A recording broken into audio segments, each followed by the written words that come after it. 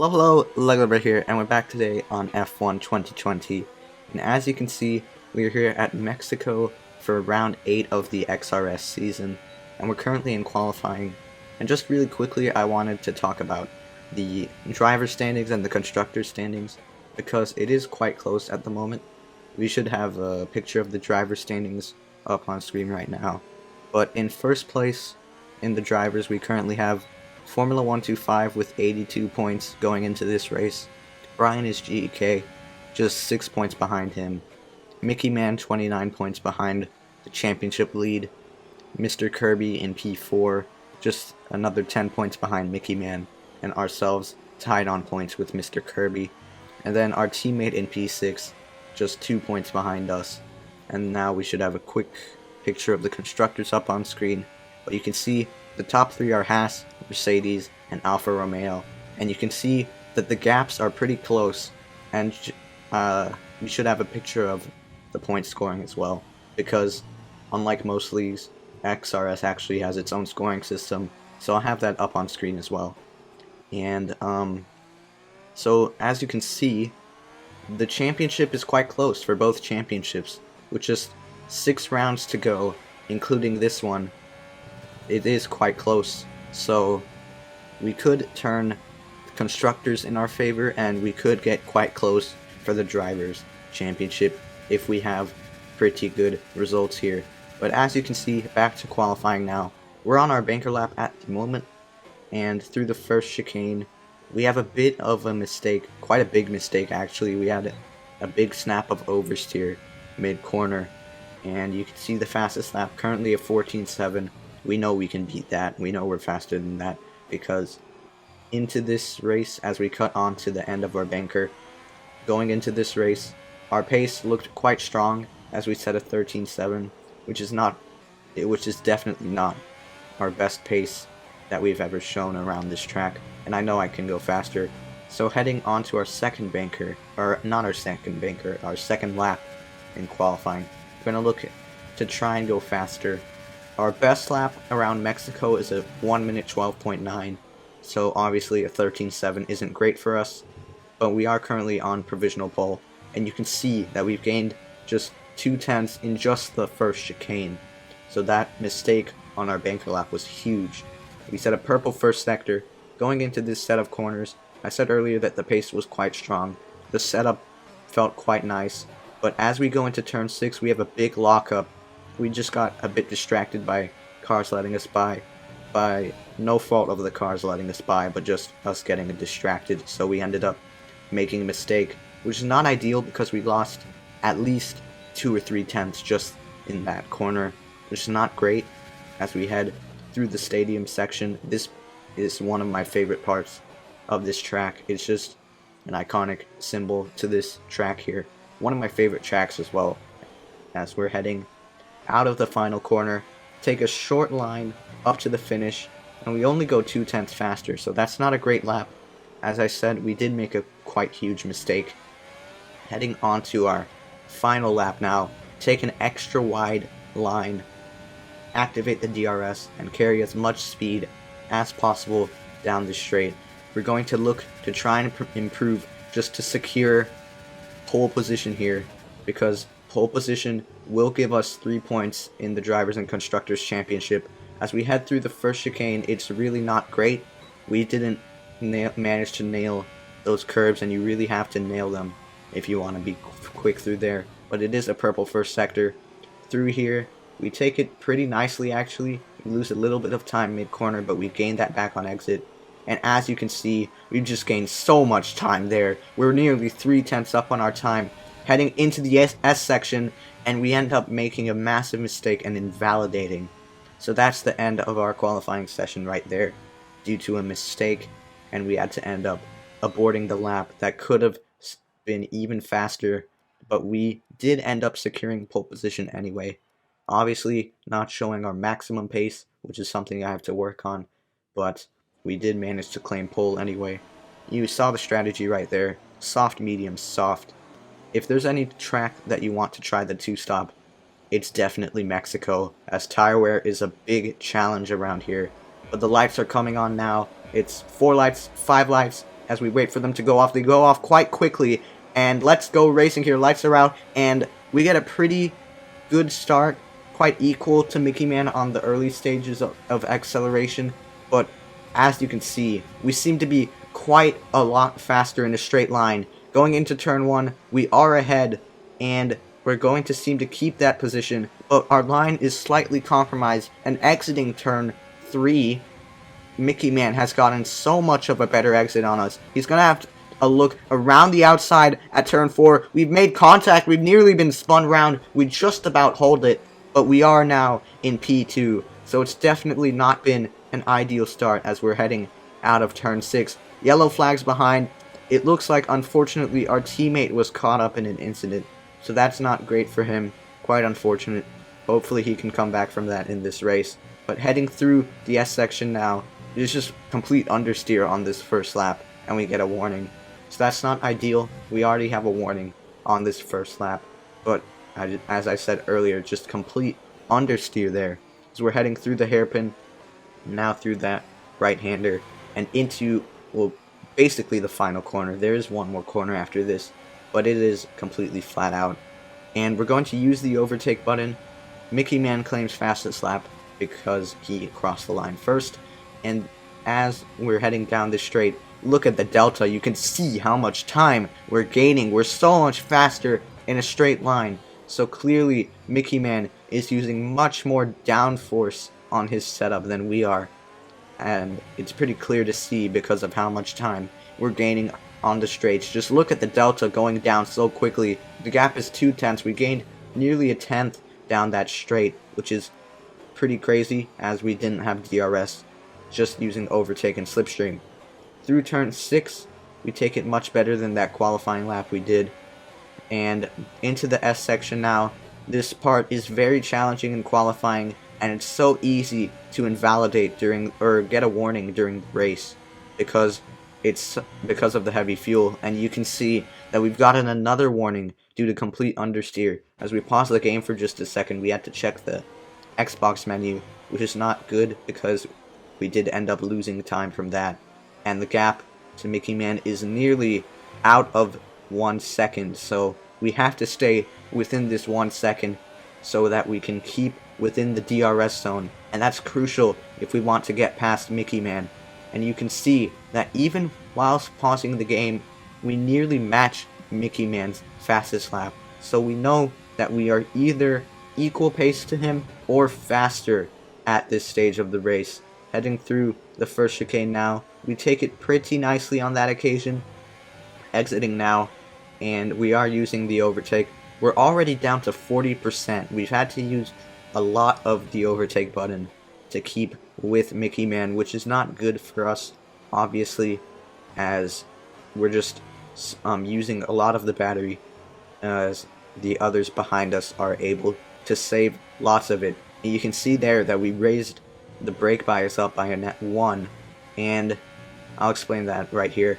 By the title you might have seen, and by what I mentioned on the start of the race, tire wear is definitely a big challenge around here.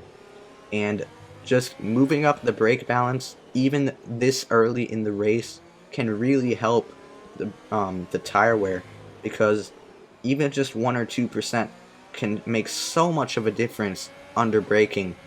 And that 1 or 2%, or however much you decide to increase the brake balance as we go for the move on Mickey Man, but however much you decide to raise that brake balance, it can really make a difference under braking, and it really helps save the rear tires under braking. And the rears do go off quite quickly around this track, so we're just doing that to save the tires. Even on lap 4 of this race, we're already thinking about the long game, because you can see our tires are already at 25% wear, or 27% wear, and that just goes to show the incredibly high tire wear around this track. So we're definitely not going to be going at maximum pace. What we're thinking about right now is saving the tires. We've gotten past Mickey Man, so now we're in clean air, and it'll be much easier for us to go at our own pace. We've already pulled out of the 1 second window, as you can see, so it's going to be much easier for us, trying to save the tires, maybe save some battery and some fuel as well on this first stint, because the focus on this first stint is not to go all out as fast as possible.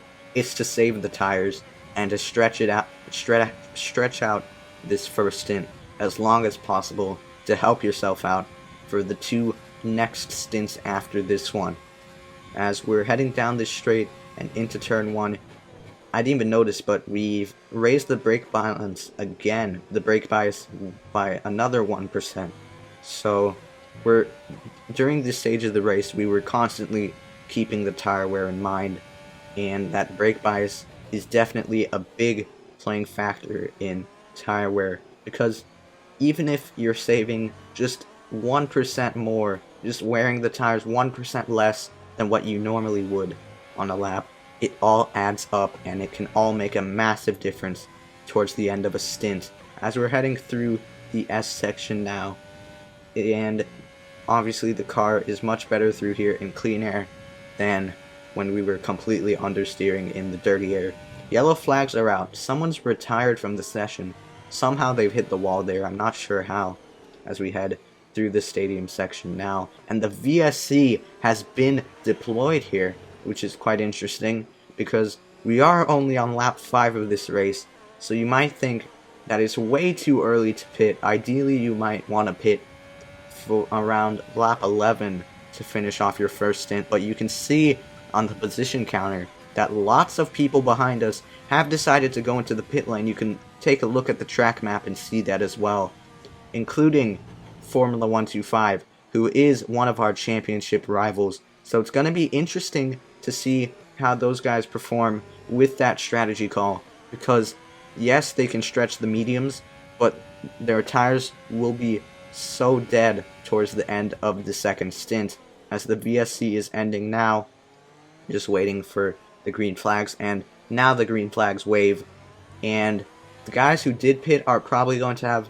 a huge undercut on us, because they were able to pit under the virtual safety car, and we are yet to make our pit stop for the second stint, obviously, as we head through the S section for the 6th time in this race. Mickey Man behind us, just 2.4 seconds behind. He did not make his pit stop, as well as, just like we did, he did not make his pit stop under VSC, but he does have a 3-second time penalty for track limits already in this race. Behind him is Remus Tubb, 11.4 seconds behind, so he's really not in contention at the moment. But we make quite a big skip actually to start lap 10 of this race. You can see the tires are at 56%, so they are quite worn, but it was to be expected. And you can see on the position counter that Mickey Man has decided to go into the pit lane on this lap. We were planning to go into the pits on lap 11, but now with Mickey Man making that pit stop, we have to respond to him to protect ourselves from any undercut attempt. So as we cut on to the end of lap 10, you can see we're entering the pit lane now, taking it nice and easy. We don't speed into the pits, which is good, and you can see the pit window now open, as we were meant to pit on lap 11, but we've gone a lap earlier. It's not going to make too much of a difference unless it's towards the end of the stint, because we're doing basically an extra lap than what we would have wanted, which is still not ideal, but we will have to deal with it. And exiting the pit lane now, you can see that we have maintained the lead of this race here, which is good because we don't have to worry about trying to overtake any cars and wasting any battery or tires.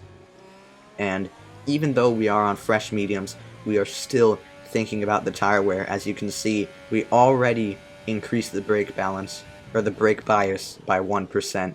So always thinking ahead, always thinking about the long game. Obviously focused within the moment and what's happening at the moment in hand, but always thinking about the long game as well. That's quite important in a league race, and it's something that I don't see a lot of drivers doing, and it could definitely change a lot as far as your approach to a league race. But someone's hit the wall there. They spun out at the exit of the S section, and that's a DNF, surely. And as we're heading through this hairpin now, we are comfortably in the lead by 6.7 seconds. Mickey Man has actually dropped back a position. He's 7.2 seconds behind us. And you can see that everyone behind us is quite close. We've cut on to the end of lap 15, or the start of lap 15. We managed to set the fastest lap. You can see we've raised the brake bias by another 1% there. And you can see that we are raising the gap more and more because those guys behind are just fighting, but the safety car has been deployed. So those guys lost so much time by fighting each other for track position, but they're going to gain all of that time back because of this safety car. And right now you might think, well, just pit for the medium tire, right? That's the right thing to do. That's the right strategy. And well, you are right, but you're about to see here that we don't have any medium tires, as you can see on the MFD, because we went with the softer tire allocation.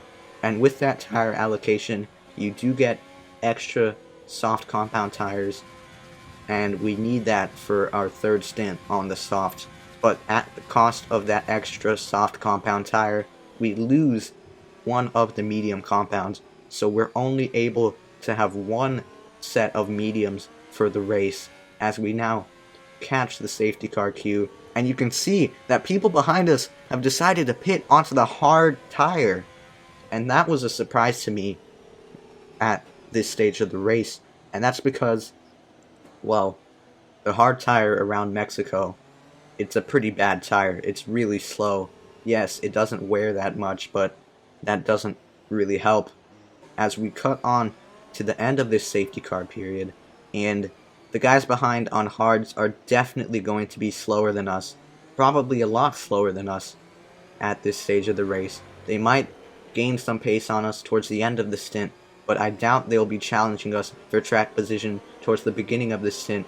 On the safety car restart, you really have to leave it as late as possible. Down this super long straight we go, and we go full throttle. We're using the overtake button. This straight is so long, so you want to leave the restart around here as late as possible, just to minimize the slipstream effect from the cars behind. Heading into turn 1, we do stay ahead.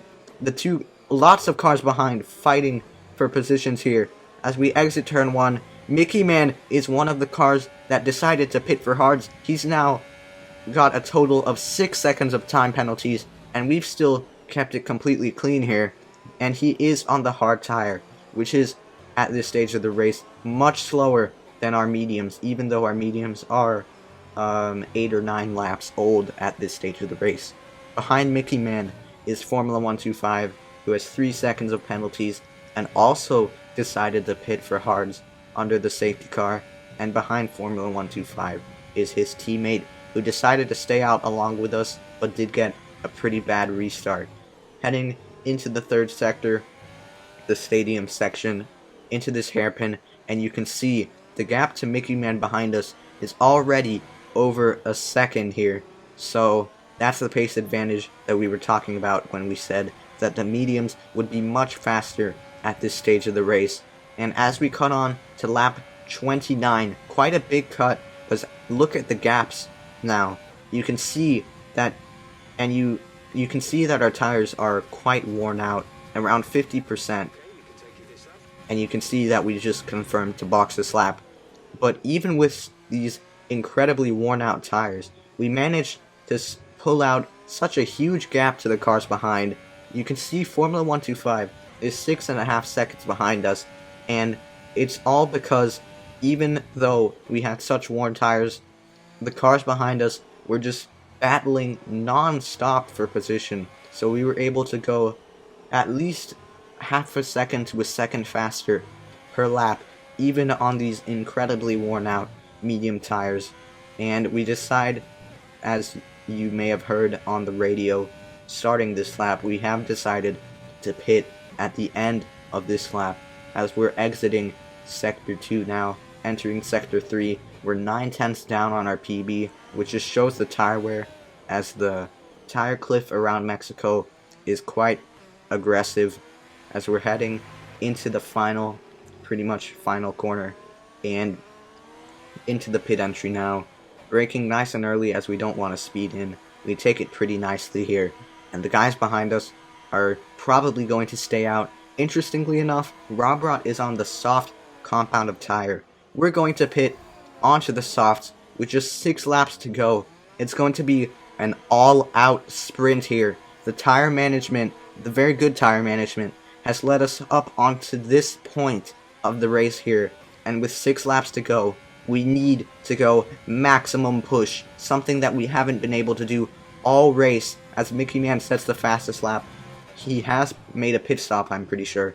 Heading through the first chicane now, and the rotation compared to those old mediums is absolutely crazy, using a lot of the battery here as we head down this second DRS straight. Obviously we don't have DRS on this occasion as we're not within a second of anyone, and you can just see the amount of grip and rotation that we have heading through turn 6 now, and the gap to Harry Bartram ahead is 3.7 seconds. I believe it was something like 4 seconds, maybe more than that, exiting the pits, and you can see we're completely on the limit heading through the S section.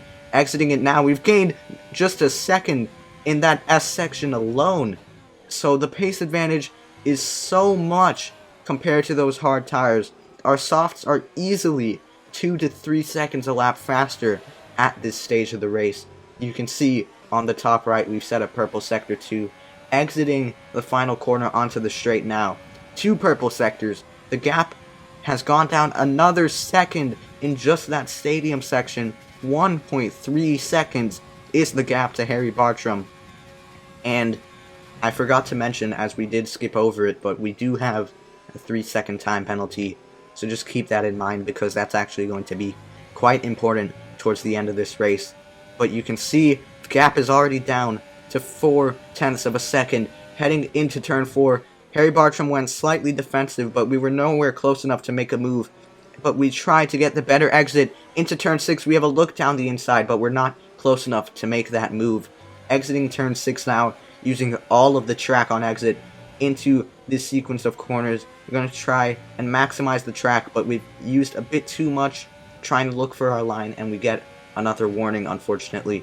Exiting now, and we pull out at the last second, and we get the move done, maximizing the slipstream effect by pulling out of the slipstream, as we nearly bump drafted him, basically, just maximizing everything that we can.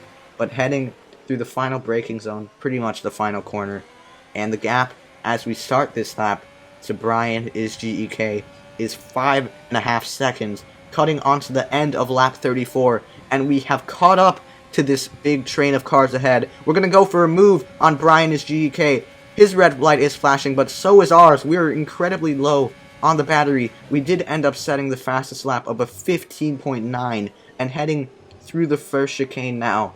We're going to have the DRS exiting this first chicane. Mr. Kirby has 0 penalties in this race, and he is just half a second ahead of us. And you can see Formula 125 ahead, leading this race on track at the moment. Will not be leading this race in the finishing results, as he has 9 seconds of track limit penalties. I know the track limits are quite tough at Mexico, but that is an incredible amount of penalties. An insane amount, basically. So he's pretty much out of contention for the win because of those huge penalties. As we go for a move down the inside of Mr. Kirby, a bit of wheel banging there. We're going to try and go around the outside, decide to do a switchback move instead, but we're unable to get it done. We have a look down the inside at that right-hander, but we're unable to get alongside him. But exiting the straight now, we're going to use the battery and the rich mix. He's trying to break the toe from us. We're using the DRS. His ERS light is flashing, but we only have 2% battery, so we're both incredibly low on the battery power right here. But we're going to get the move done even before the braking zone of turn 1. And heading through this chicane now, our focus is not to overtake Formula 125, as we will finish ahead of him currently with the penalty totals.